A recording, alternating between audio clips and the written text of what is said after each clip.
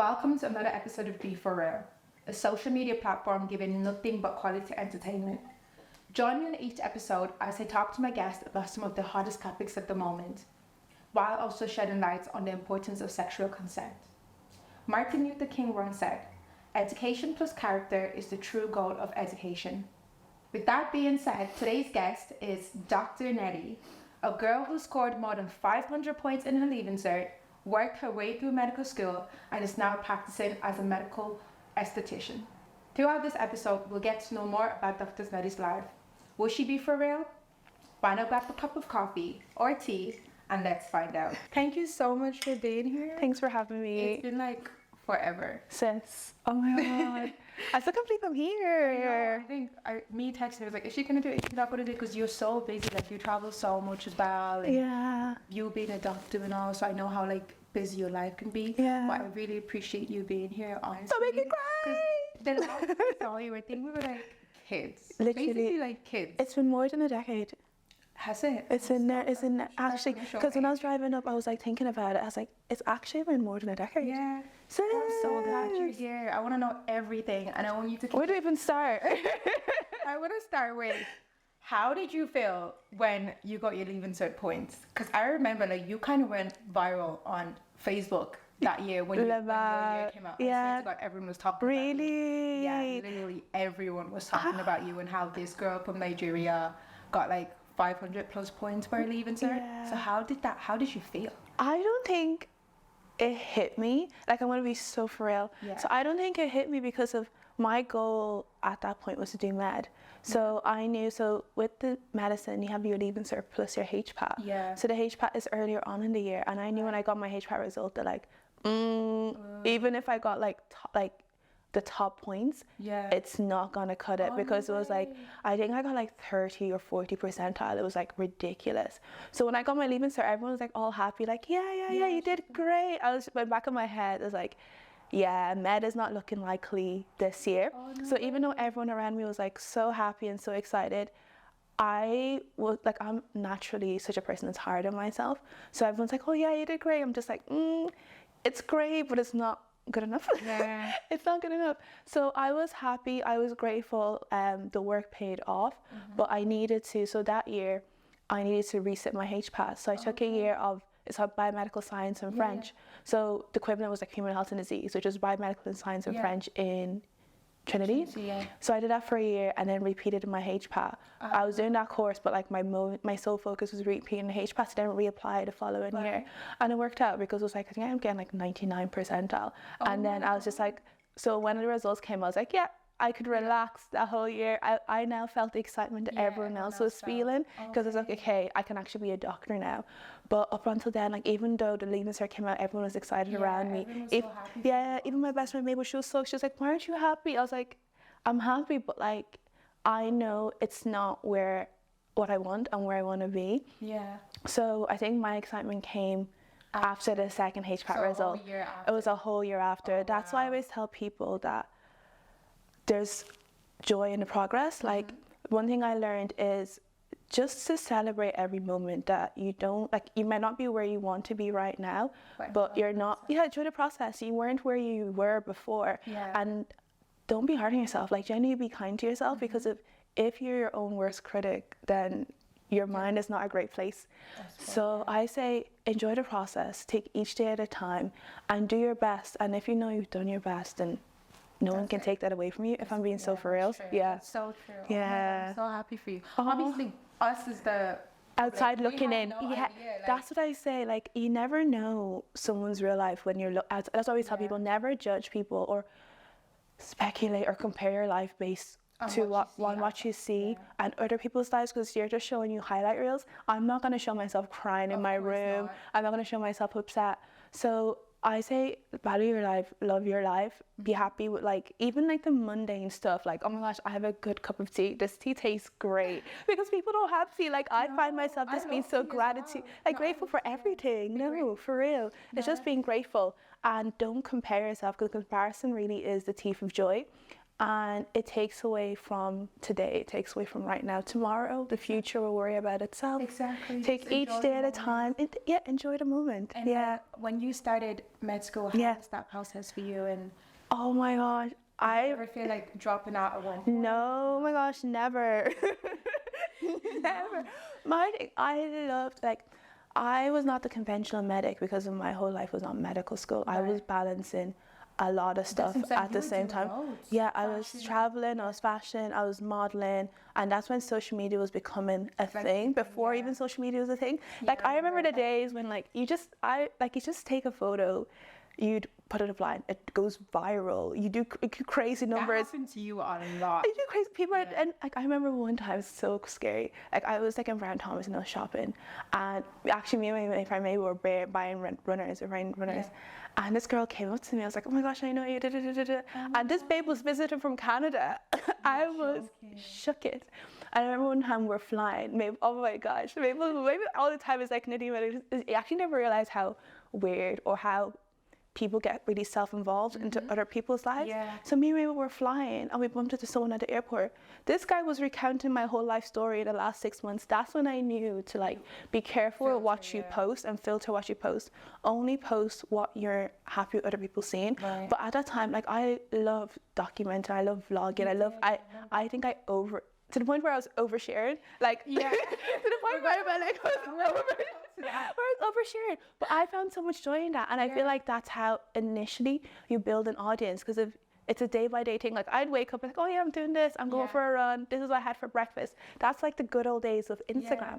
And I remember Instagram was a new thing that like anything was like, I remember I would get like invoices for like 2K, 3K, like ridiculous.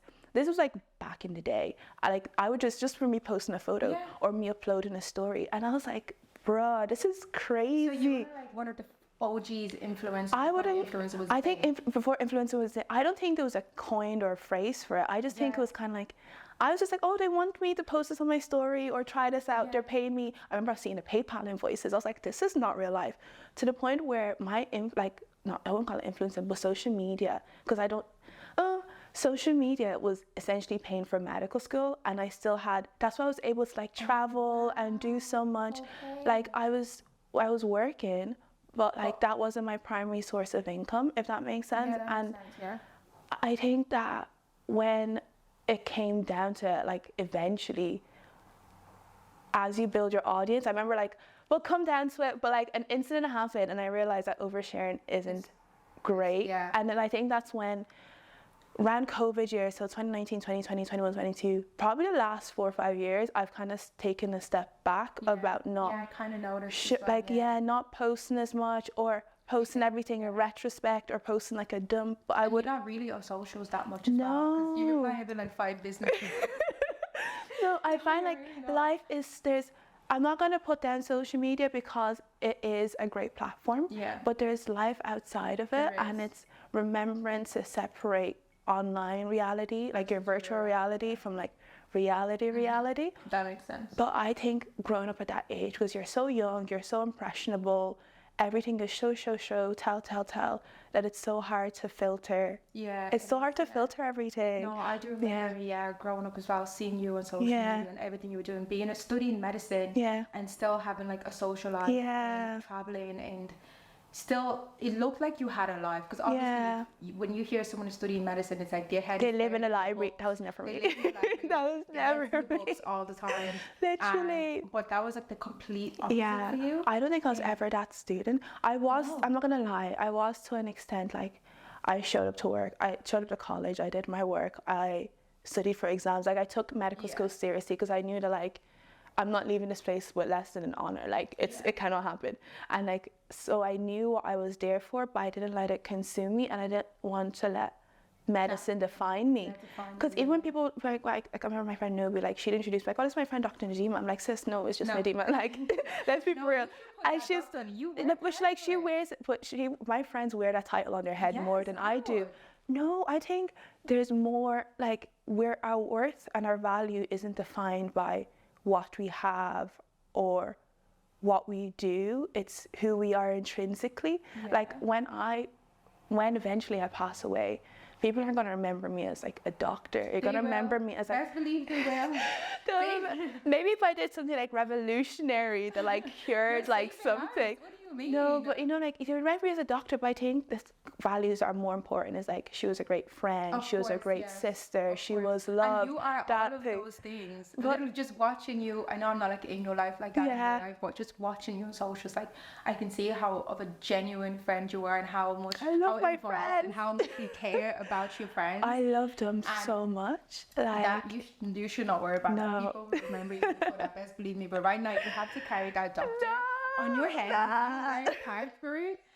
You have to. If not, I will. Yeah, to an extent, because of I feel like, especially when I was in medical school, you'd meet some doctors that are, I think snobby is the word, very snobby, very stuffy, very like, I'm better than you, and it's kind of like, okay, that's not no, you're not. Like we're all like one sickness, one tragedy, one loss away from basically losing everything. Exactly. And it's just remaining humble and remaining grounded, and having people that are kind of like humble you and like ground you and be like, this is who we are, this is our purpose, this is what like just.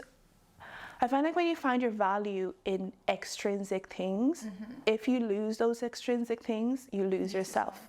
If you find your value in your money or even like your status or your social circle or your job, you lose your job and then you're having like an existential crisis. But it's like finding like realizing your value intrinsically, like outside of those stuff and be like, okay, who I am, like who am I? So obviously with you studying medicine, I guess like your family was a huge support, like you had a support system. I had such a huge support system. It wasn't just my family, but my family, my mom was my rock. My mom was literally my rock. My best friend Mabel, I think those two were the strongest pillars I had in med school. My dad was great, but like I feel like there's two types of people that you go to for like whenever you need something, whenever you need help. You have someone that's like, okay, do you want to vent or do you want logical advice, if that makes sense? So my dad was like, say if I was upset, I'd go to him for like, okay, logical advice. You have this problem, here's A, B, C, D, E, F, G, H, Y, Z, all up to Z solution. If it was my mom would listen, debrief, vent, cry, feed you, like just coddle you. So you kind of would learn, but say sometimes you want someone to like vent to you, and you go to someone that gives you logical advice. I get irritated. I get so irritated. Not right now. No, but you know what I mean? It's like, just let me vent. Literally. Let me go through my emotions. So I feel like everyone in my life served a purpose, and I'm so grateful for them, because if I couldn't have got through med school without them, because I was balancing so much, and you only have 24 hours in a day. True. And it's learning how to like delegate, let some balls drop, because there'll be sometimes like you have an exam coming up, you can't travel, your phone will be off, your phone will be on D&D, you'll be sacrificing sleep, but it comes in waves. Like it's just going to be 2 to 3 weeks, and then everything has a season. Everything literally has a season. There's a light at the end of the tunnel. There's a light at the end of the tunnel. Just stay strong, stay optimistic, ground yourself, go for a walk, go for some fresh air. Like there's so much to life. Like life is abundantly beautiful, and we should not like lose focus of that, if that makes sense. Like we generally shouldn't lose focus of it, because if you become one track minded and have like a very bleak perspective, it's easy to get lost. It's very easy to get lost. So what is the most exciting thing about your job? Oh, it's chopping and changing. I feel like right now what I love about my job is I get to combine everything that I love. Like I love everything skin, I love everything beauty, I love an eye for detail, like intricacies. I really love that. And I also really love getting to know people on a personal level. I wouldn't say I'm an introvert, but I'm not an extrovert either. I really love like one-to-one settings, like sitting with like maximum group of 2, 3 if we're pushing it, and just talking, getting to know everyone, getting to know them like personally, if that makes sense, and fostering that relationship with them. So that's what I really love about my job at the moment. That's what really gets me up, because of not only meeting people where they are, you're learning about them, and you're kind of not only building their confidence externally by changing external factors, but also working on stuff internally and just having a chat about like expectations and managing expectations. So what you do is you do more so aesthetic. More aesthetics, yeah. So like fillers. So fillers, but basically non-surgical surgery. Okay. So my background is surgery, so I did medical school, did like my master's in surgery, did a couple of years, and then I slowly pivoted into aesthetics just to find the fit for me. But I feel like what I want is rapidly evolving and rapidly changing, and I don't see myself doing one thing fixed. I kind of want to do everything multimodality, and it's trying to find a path. Like I feel like my path in med will not be conventional. I feel like it'll be super unconventional. Yeah. It's scary, but it's exciting. It's scary, but it's exciting. So in 2024, I'm gonna learn to like feel the fear and do it anyway. Yeah. And don't let the idea of something being impossible or being unreachable stop you from actually just trying. Because the worst you can do is fail, but if you fail, you just get up and try again, you learn. So that's kind of what excites me about work, like getting to know people, fostering that relationship. I love building relationships. I love building connections. I love just talking. But like actually, I hate small talk. I hate small talk. Small talk irks me, but actually just talking. No, that makes sense. Yeah. What is it now? So, sorry, I paused. No, you're fine. So, what would be your ideal work-life balance? Oh my word. Like you said, we have 24 hours in a day. I think my work-life balance will come in seasons. I think I don't see myself also fixed in one country. I see myself like bicontinental, like between here and West Africa or London and West Africa, and do like 3 to 6 month tenures in each, and each tenure is kind of is different. Yeah, it's different, yeah. And I kind of want a life that I don't have to be there physically for things to work and for like a stream of income to materialize. I don't believe in like your effort, like your physical, tangible, I'm coming in, doing something that should, routine type of thing. I don't believe in that. I believe it to an extent, but not like, oh, I need to show up. If I don't show up today, I won't get paid.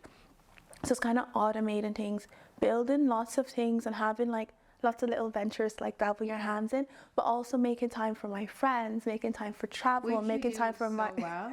Honestly, you do it so well. I'm like, not only when I go to work in the morning, go to work, come back in the evening, and I'm like, I don't do anything again. I want to sleep and no one disturb me. And it's like, if I'm meeting up with friends, it's like weekends or like we have to plan it like 6 weeks in advance or something. So, but the fact that like you have such a great balance is so nice. So at one point I thought you lived in London. No, because I just visit so often. I literally just visit so often. Yeah, and I think it's your birthday there as well. Like, I'm seeing all these restaurants that I'm like, this is not Dublin. This is not Ireland. This is not given. No, it's London. It's like so I feel like London is basically my second home. Like I adore it so much. I probably will move there, like move soon. But I don't think I see myself basing myself. I've said basing myself there, but back to the thing of I don't see myself in one fixed country. I'm very adaptable. I like to explore. I like to move. I like to get to know people. So well. So we'll see what the future holds. We'll see what the future holds. All right, so who would you say your biggest inspiration is? Because I just know that I saw in your stories where your dad just got his PhD. And all your siblings are they're really smart.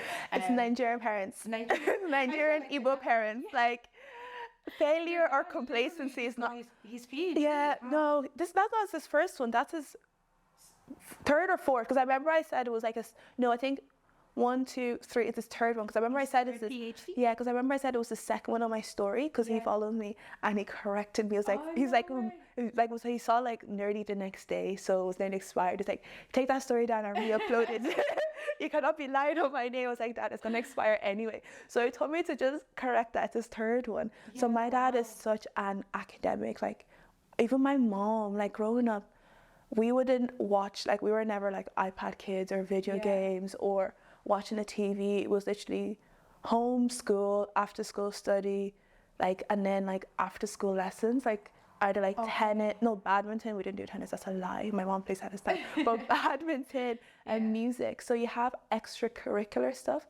And then when you're done that, my parents like, okay, so you talk with them, discuss what you learned, debate back and forth. So I feel like they've always drilled that into our head that there's always more. Like the people that excel, they always say this thing, they don't have two heads. No. Like they genuinely don't have two heads. So it's just, but they were never pushy. Like my parents say if you got like a B or a C, if they knew you did it, like you were studying, you put in the effort, but these are your grades, they're not gonna like punish you for it. They're like you did great. Next year we'll do better. How can we do better?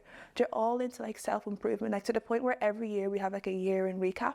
No way. Where like you literally have to come with a PowerPoint presentation, be like, I'm sorry, what? Sis, like my parents don't play games. You're like, you guys are not going to be aimless or lifeless, because they're like, if you don't have a goal, you're aimless. Like if you don't have a goal, you have nothing to shoot at, and you walk around purposeless. Like I get irritated whenever I don't have something to like be aspiring for.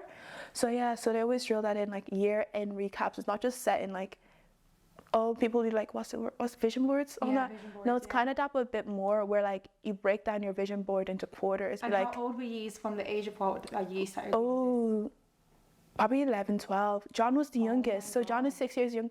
When John could learn how to type on a computer is when we started it.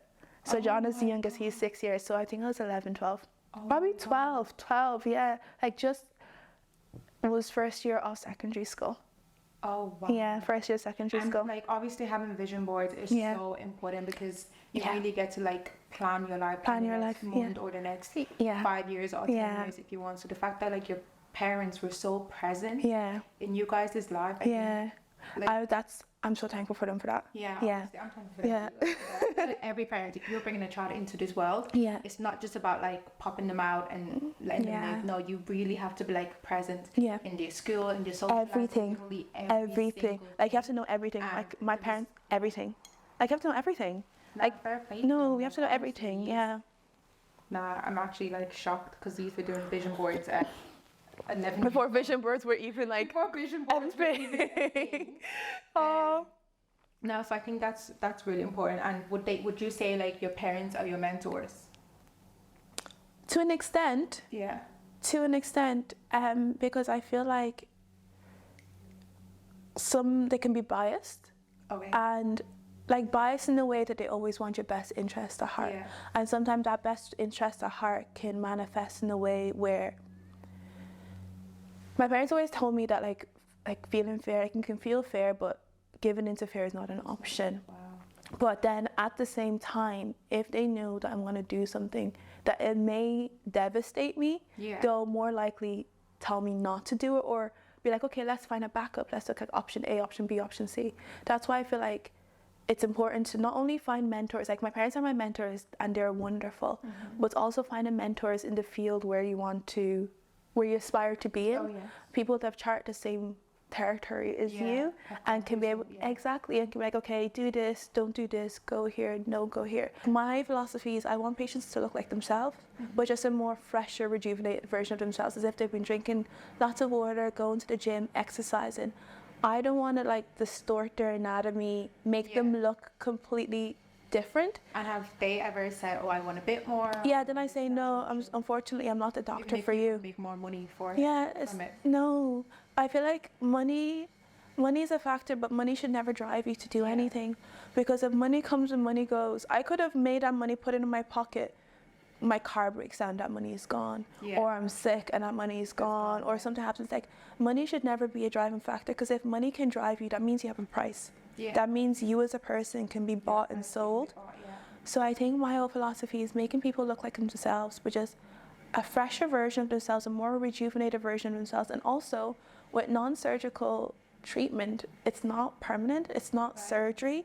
Everything is to an extent reversible, or it wears off. So if it's a thing where someone has come into me and they've had numerous treatments before, and I feel like, let's focus on, then we kind of dial it back and go back to basics, because there's no point of you getting your lips done or XYZ done and your skin is crap. Let's focus on like, okay, let's make your skin look glowy, let's make you look healthy, let's focus on gut health. Talk to me about your skincare routine. Are you using your retinol? Are you using your SPF? Your diet? Are you using your probiotics? Like stuff like that. Like I feel like to look at things holistically rather than pinpointing things that we can like fill and tweak and camouflage. Yes, it's a time and a place for that. But it's kind of like Maslow's, like Maslow's hierarchy of needs. There's no point trying to reach the top when you haven't gotten the base level. So let's focus on the basics. not capitalizing on it, but honing in on the basics, making your basics like a second language, or like just like something you always do, and then we can now work all the way to the top.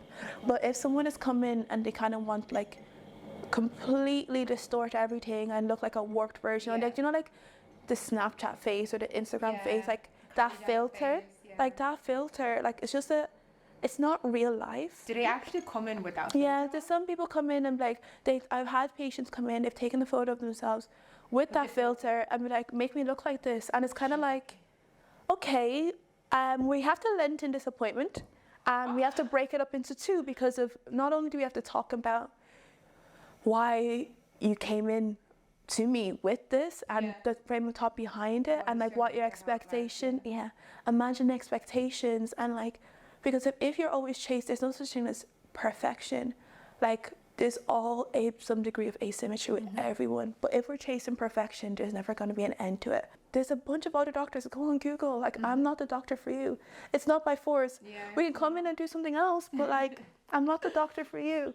And it's just managing that expectation and just being honest with people. I feel like honesty and integrity are two key values in everything. Yeah. Well said, well said. And just to mention as well, I don't know if you saw this on TikTok, there was a girl on YouTube, sorry, a Christian girl. Christian BBL? Christian BBL. I want one of those. Okay. I'm joking. What are your thoughts? Like, what are your thoughts on that? Because I'm being so honest, I actually have not watched the video or looked into it. I just saw a headline and people like roasting her, and that goes back to my point, Liv. Just because I don't share that same insecurity doesn't invalidate your insecurity. Insecurities, yeah, but my main thing with that is BBLs have the highest risk of death. It's like 1 in 3, or like complications, primary of them being death. It's 1 in 3, and it's just asking yourself like, why? Like, what is my reasoning behind this? Like, why do I want to get it done? Have I taken all the risks on board? Insecure in a way, but then did she say that explicitly in the video? She said the Holy Spirit told her to do it. Really? Led by the Holy Spirit. Oh, I don't. That's what that shows. I didn't watch the video. I just saw the headline. She said she prayed about it, and obviously, like, Christians are already being like. That reminds me of this verse. Let me get my phone. Yeah. Oh my gosh, let me preach it. Please. Now I'm reminds me of a verse. Sorry, murder. No, because I think it's really important to kind of like shed light on it, because Christianity is one of the religions where people just take the piss on. And being a Christian and her getting a BBL, obviously the Bible's saying love yourself, God made you into his own image, but then you go and enhance your body. And obviously lots of young people are seeing that, and it's impressionable. Yeah. So there's this verse in Proverbs 30 verse 5-6 is, every word of God proves true. He is a shield to all who come to him for protection. Do not add to his words, or he may rebuke you and expose you as a liar. So we don't know what's happening in her quiet time with God. Maybe he said it, maybe he didn't, but we are not say. It's God that will say it. Eventually it says that he may rebuke you and expose you as a liar. So I feel like as Christians, as people, we're so easy to judge others. And it kind of goes back to like, when the Pharisees or Sadducees, one of those they wanted to stone this woman. And then Jesus was like, he that's without sin, cast the first stone. So I think it's so easy for us to judge people when we've never been in that position. But I feel like the first thing we're called to do as Christians is to love. To love and be loved. I'm not to say that like, oh, she didn't feel like she was loved because she didn't have curves. She may have felt that, but if she felt like, oh yeah, people actually love me despite it, she may not have done it. But like, I'm not her. I'm not going to put words in her mouth.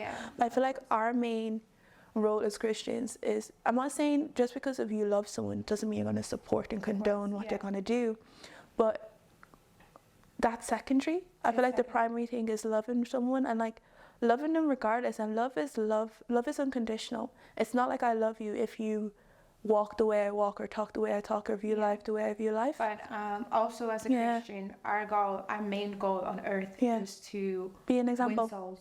To bring souls to God, and she is someone who has such a huge following, and obviously I think people like digging at her so much because of that. And I feel like a lot of young girls are going to see them like, okay, maybe it's okay to because get, if she got it done. Yeah, and she's a Christian. She's a Christian, so I feel like it's a bit techie. It's a bit techie, I feel like, but then at the same time, I don't want to be very like, oh, grace covers everything. Grace does. Grace does. But like, I think do some things with discernment. That's why it goes back to don't make other people your idol and don't make them the standard. Know who you are. Have your own relationship with God. Have like, no, I feel like when you know who you are, nothing else can define you. So even if you see your favorite influencer dyeing her hair red, it's not going to sway you to dye your hair red if you never wanted to dye your hair red.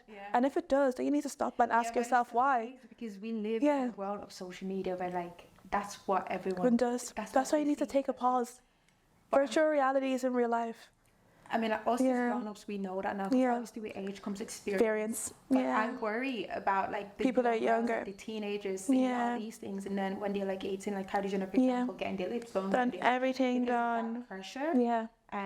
So it's just, I guess, surround yourself with like-minded people. I saw this quote. It's like, you need to decipher your Judas from your Peter. Like some people have bad days, like Peter had a bad day, versus some people have a bad heart and a bad character. And it's like, no amount of love can change a bad character. But it's like loving them from a distance. But it's like loving them from a distance, but at the same time protecting yourself and being wise. And like also learn how not to use your friends as trauma dumps, if that makes sense. Like, be friends for being friends. Like, I want to do life with you, I want to grow with you, and yes, that comes with us going through difficulties together. But also, if you have a friend that's only around when bad things are happening, I would say maybe that friend always wants to clock your tea, and like whenever good things are happening, they're never there rejoicing with you. But at the same time, if you have friends that's only there when good things are happening, and they're never there whenever stuff hits the fan, then I say you need friends for all seasons. Because of back to the Bible. I feel like I'm keep quoting. So it's so funny. My favorite, I feel like people never read the Bible, like, oh my gosh, the Bible is so stuffy. It's so hard to understand. I can't understand it. But sometimes in the Bible, it's actually so easy that it's black and white. So there's this verse in Ecclesiastes 4, verse 9 onwards. It's like 2 are better than 1, for they can help each other succeed. If one person falls, the other can reach out and help, but someone who falls alone is in real trouble. Likewise, 2 people lying close together can keep each other warm, but how can one person be warm alone? A person standing alone can be attacked and defeated, but 2 can stand back to back and conquer. 3 are even better, for a triple braided cord is not easily broken. So it's not just having like one friend and being isolated as just you and them, but it's building a community, it's building a tribe. But I feel like to have that tribe, you need to know who you are, because if you know who you are, you know what your values are, you're not easily influenced. You also know what you can bring to the table. You also know areas where you can, kind of like a jigsaw puzzle, where you can plug in but also receive from. And it's like a give and take. And it's just, I feel like the biggest thing I've learned in friendship is honesty, and not being obsessed about take, but rather give. Because if say me and you were together and I'm giving you 100%, and I'm not focused on like, I'm only going to give her 70 because I need to hold 30 for myself. No, I'm giving you 100. And we're in a friendship where we're about open and honest, and you're giving me 100. We don't have to worry about, am I getting 100? Because if I'm giving you my 100, you're giving me your 100. And in times when you can't give me 100, when life is life-in, there's love stored up in reserve. I can show up as your friend because I'm not fixated on, oh, I need to make sure like I'm getting, or as I'm getting. I need to be number 1, or no, there's no such thing as number 1. It's like he who wants to be first will be last, and he who's last will be first. So like, it's just being there, like genuinely, like being there for people without expecting anything in return. Like just being there. Again, I also say like people need to, obviously when we're looking for partners, we have like all these expectations and all these standards. You need to also have those for friendships. The exact same. At all. If even one is broken, if you see a red flag, run. I wouldn't say run. I would say have a conversation. have a conversation. No. I would not say, because if we're human, is it? We're fickle. We're not fickle. It's like, we're not perfect. Sorry, I keep messing with my mic. We're not perfect. I could have had a bad day. Yeah. But that doesn't mean my heart behind it was bad. Yeah. If that makes sense. So I think it's having a conversation and figuring out like, what were your motives, and clocking it not just once. Give people room. 1, 2, 3 times. It's really easy to forgive when I know what, like, it's not about just what they did. Yeah. It's more so about the intentions behind it. And that has actually helped me to like forgive a lot of people, because I'm like, okay, yeah, what you did was really bad and it hurt me, but I want to know where your mindset was, what your intentions were. What was the reason? What was the reason? Yeah. And if I can empathize with the reason, and then, because I'm so easy to forgive, like, it's actually ridiculous. I think I forgive a bit too much. So I kind of look more so at the reasons, and I just kind of go from there. So yeah, that was a great advice. And also, that being said as well, is there anyone in your love life? Yeah. Oh my God. Yeah, I think he's called Jesus. That's fine. No, but yeah, I'm dating. He's great. But yeah.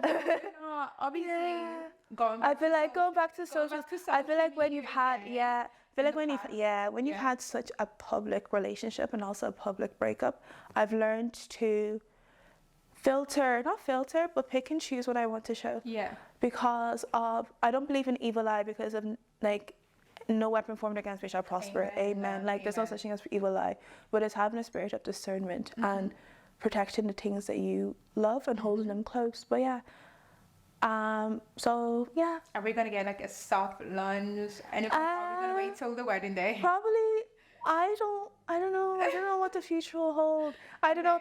It may be the wedding because of. Oh wow. But like, I don't know what the future will hold. I never know. Like, you never know. I'm happy. You never know. I'm so happy. Oh my God. I don't know why I'm blushing. Oh, but yeah. Oh my God, my cheeks hurt from laughing. Because you're nervous. Yeah. No, it's probably the most healthiest relationship I've ever been in. No, I can say yeah.